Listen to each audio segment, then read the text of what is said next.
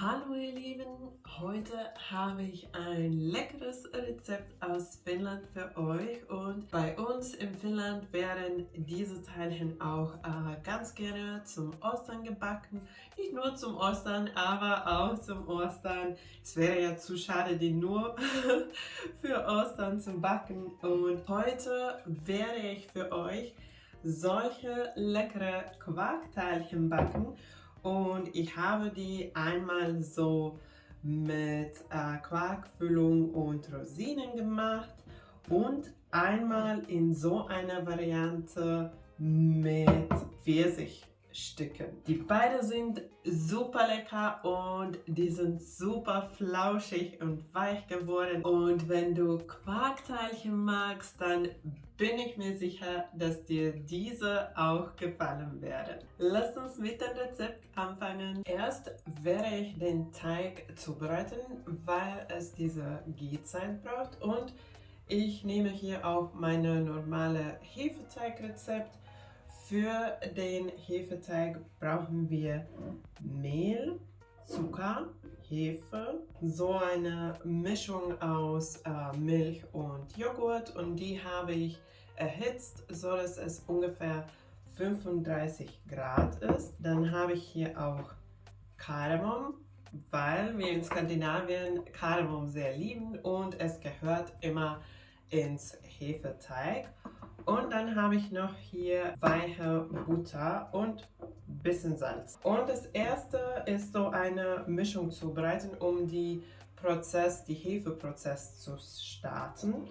Und dafür gebe ich erst ein bisschen von dem Mehl in meine Schüssel, so nur um den Boden zu bedecken. Da drauf dann das Zucker und Hefe. Und die Hefe so ein bisschen zerkleinern. Und als letzte dann die warme Milch- und Joghurtmischung. Dann mit einem Tuch abdecken und in einer warmen Stelle oder warmen Ort 15 Minuten gehen lassen. Jetzt sind 15 Minuten vorbei und die Hefe ist schön schaumig geworden. Der Gärprozess hat angefangen und jetzt werde ich dann den Rest des Mehls dazugeben und kleine Prise Salz und auch den Kardamom.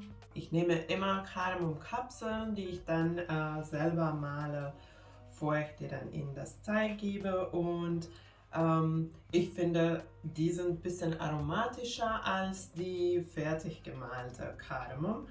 Und jetzt dann den Teig einfach mit den Händen oder mit einem Mixer oder Küchenmaschine kneten und mit den Händen mindestens 5 Minuten kneten und in Küchenmaschine reicht 3 Minuten. Wenn du den Teig mit Händen knetest, ist es ganz wichtig, den Teig so zu heben und immer den Schüssel zu drehen, so dass du den ganzen Teig schön knetest. Sonst, wenn man so knetet, nimmt man immer eine bestimmte Teil von dem Teig und der Rest bleibt dann so ungeknetet. Jetzt habe ich den Teig 5 Minuten lang geknetet und ihr könnt sehen, es bleibt nicht an den Schüssel kleben. Es formt schon so eine Teigkugel und es klebt nicht mehr an den Händen so.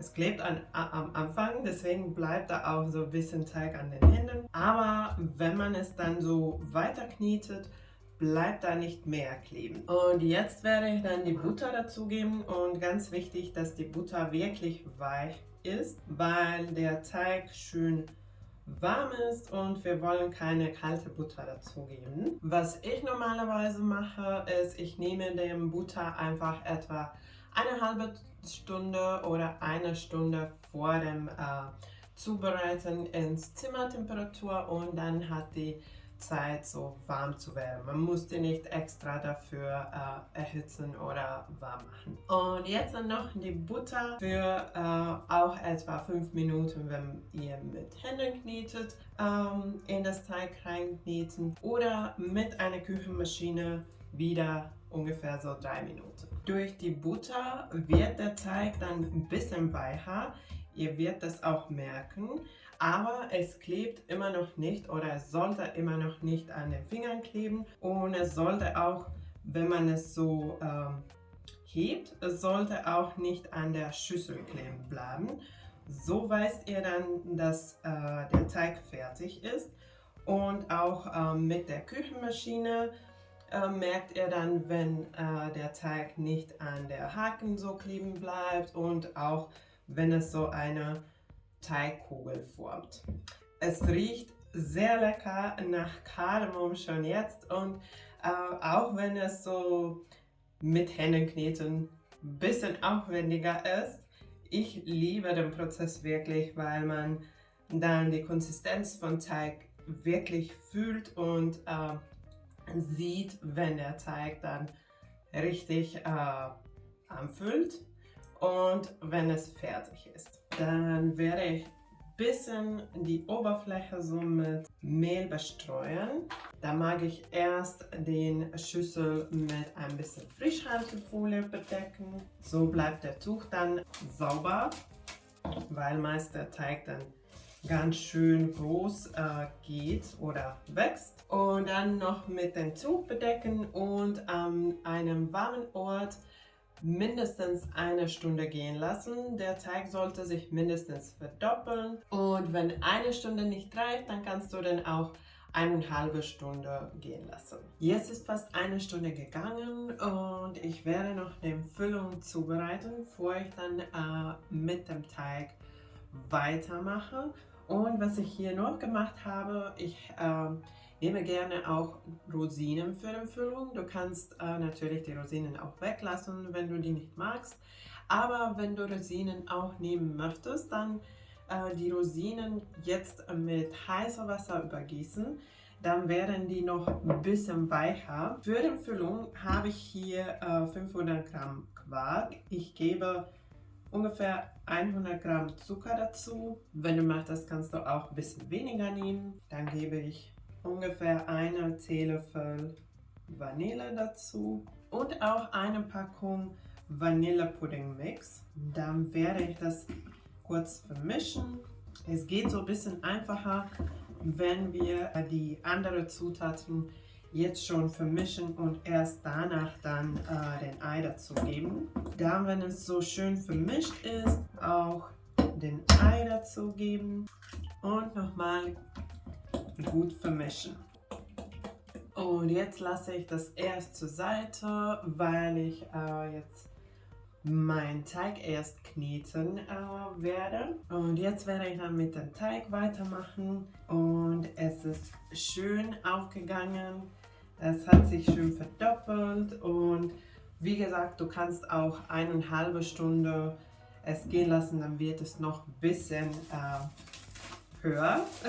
Aber das sieht schon sehr gut aus und ich werde jetzt weitermachen. Erst werde ich die Arbeitsfläche hier schön mit Mehl bedecken und ich lasse mir auch hier ein bisschen mehr Mehl zur Seite fürs Kneten. Dann den Teig da drauf geben und dann noch ein bisschen Mehl auch auf dem Teig drauf. Und jetzt werden wir es erst kneten mit ein bisschen Mehl, so dass der Teig nicht mehr klebt. So, jetzt sieht der Teig schon sehr schön aus. So eine Konsistenz sollte es dann haben. Und ich werde es jetzt in 20 gleich große Stücke verteilen. Ich mag das am liebsten mit einer Küchenwaage zu machen. Du musst das aber nicht mit einer Küchenwaage machen und alles messen. Du kannst einfach nur den Teig in gleich große Stücke schneiden. Ich werde aber erst den ganzen Teig wiegen und dann den Gewicht in 20 gleich große Stücke verteilen. Jetzt habe ich 20 Teigkugeln hier und ich werde die jetzt ganz kurz kneten. So, erst jeden mit ein bisschen Mehl kneten, wieder so, dass es nicht mehr klebt und dann eine Kugel daraus formen. So. Dafür am besten so einen Platz auf der Arbeitsfläche auch von dem Mehl befreien. Es muss ganz bisschen kleben, dann kann man es noch schöner formen. Dann brauchen wir so ein Glas und ich werde mit dem Glas jetzt, erst werde ich den Kugel so ein bisschen flach drücken und dann mit dem Glas mittig hier so eine Delle formen.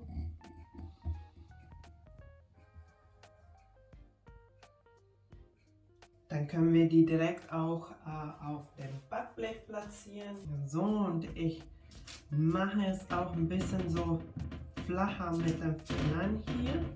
Und dann gebe ich 2 bis 3 Teelöffel, so viel wie da jetzt reinpasst, von der Füllung. Und ich habe jetzt hier keine Rosinen, weil ich 10 mit Rosinen machen will und 10 mit Pfirsich machen will. Und ich habe hier schon den Pfirsich geschnitten. Ich finde, das passt auch ganz schön zum Ostern. Und ich gebe hier jetzt so ein paar Stücke oben drauf. Jetzt dann die Rest 19 Stücke auch gleich vorbereiten. Und wie gesagt, ich mache halb davon mit den Pfirsichen. Dann, wenn ich die gefüllt habe, gebe ich noch die Rosinen zu meiner Füllung und dann der Rest wird dann mit den Rosinen gemacht.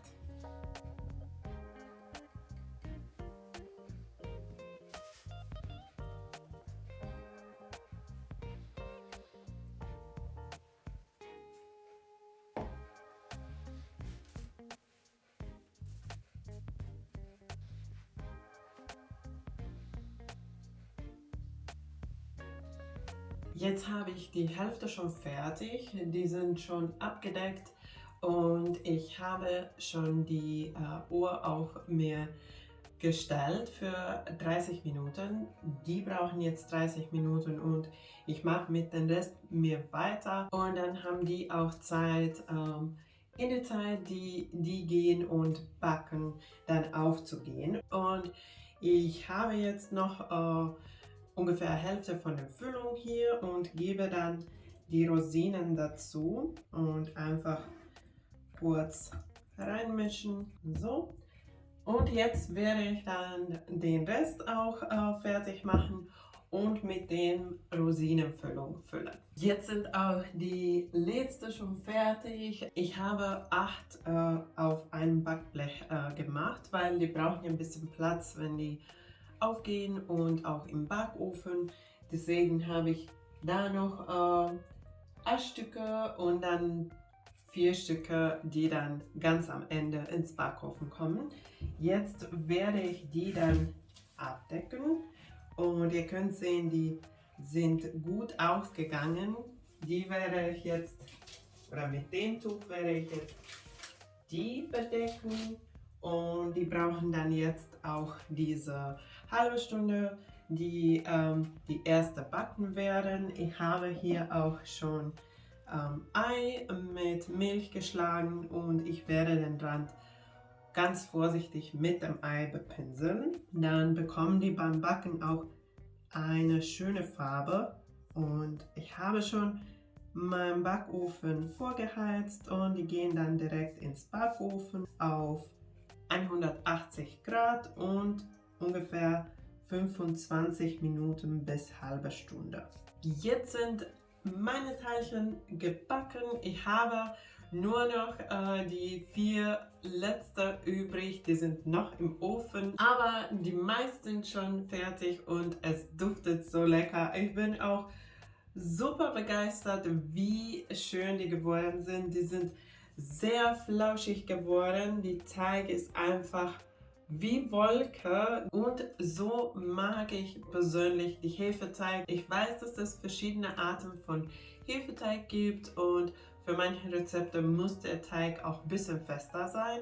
Aber ich liebe es, wenn die Hefegebäck so super flauschig ist und genauso sind auch diese leckeren Teilchen. Solche Quarkteilchen werden auch sehr häufig bei uns in der Nähe, wovon ich komme, in Finnland, in Lappeenranta gebacken und ich würde sagen, die werden eigentlich ganzjährig oder man findet die ganzjährig in verschiedenen Bäckereien und Läden und ich habe die auch bei meinem Besuch gekauft und gegessen und man backt die auch ganz gerne selber zum Ostern.